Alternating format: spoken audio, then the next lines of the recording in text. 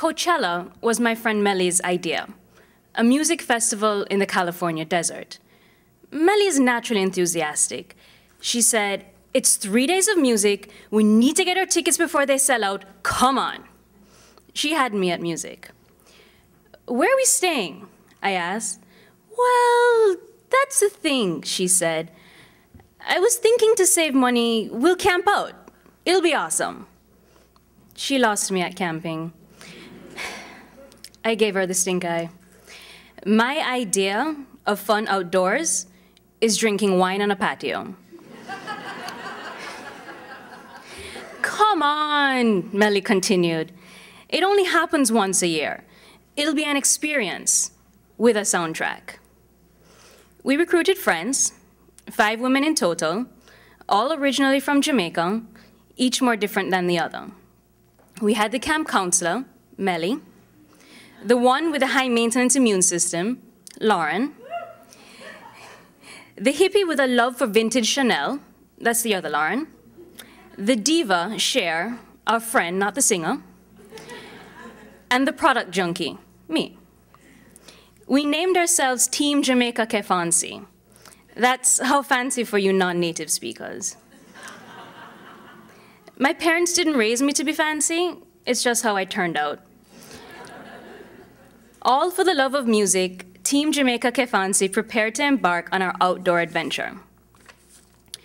Over the next few months, the tickets and tent were procured. We drew out charts and diagrams. Cher took the dimensions of the car and the tent, and with Photoshop, figured out how to fit them just so into the space provided. An Excel spreadsheet was created to track what each of us was responsible for. $20 for gas, $15 for food, $40 for alcohol. My one request, boxed wine. Because if I was going to live like a hobo for 3 days, then I sure as hell was going to drink like one. A week before departure, Team Jamaica Que Fancy was packed and raring to go with items from the functional, toilet paper, to the frivolous, dry shampoo, 2 cans, to the medicinal, marijuana. We met at LAX, then crammed into an SUV brimming with blankets, pillows, luggage, coolers, and the tent laying on the floor at my feet.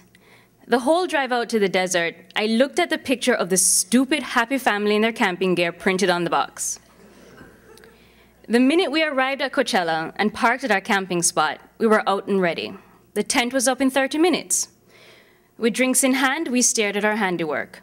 It and we were upright. We congratulated each other and sighed. "Anybody want a brownie?"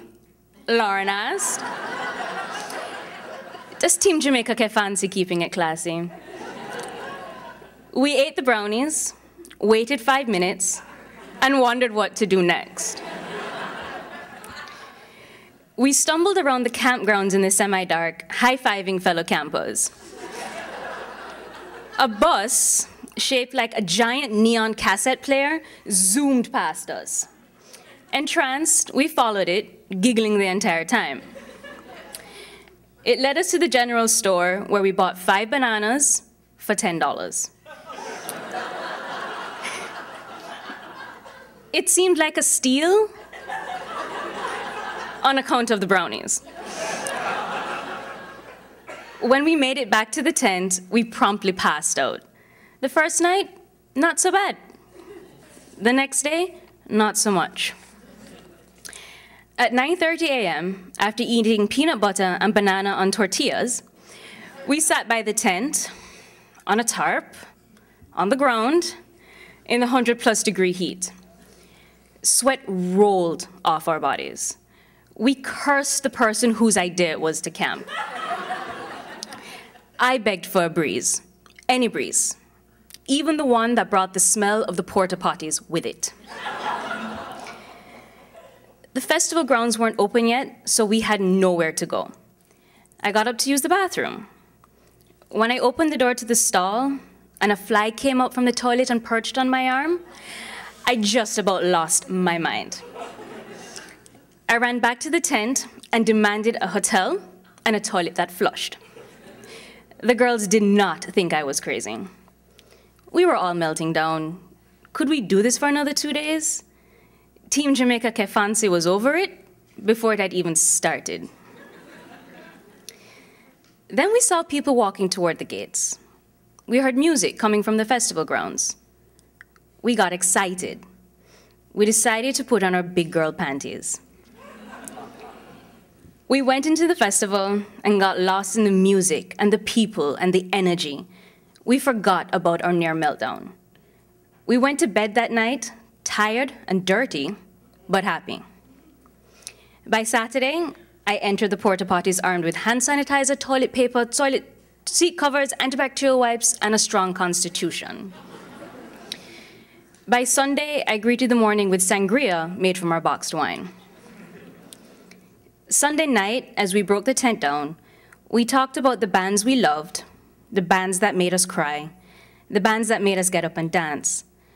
We reminisced about the serenity of sleeping under the stars, the camaraderie shared with each other and our fellow Coachellites, the convenience of peeing in cups. We got to LAX at about 4 a.m. Quietly, we said our goodbyes. On the flight back to Miami, the guy sitting next to me noticed my Coachella wristband. "Oh, wow," he said. "How was it?" "Pretty amazing," I said. "What hotel did you stay at?" he asked. "Oh, no hotel. Me and my girlfriends camped out." "You camped?" he said. He looked me up and down. That's pretty hardcore. I thought, yeah, I'll never do that again.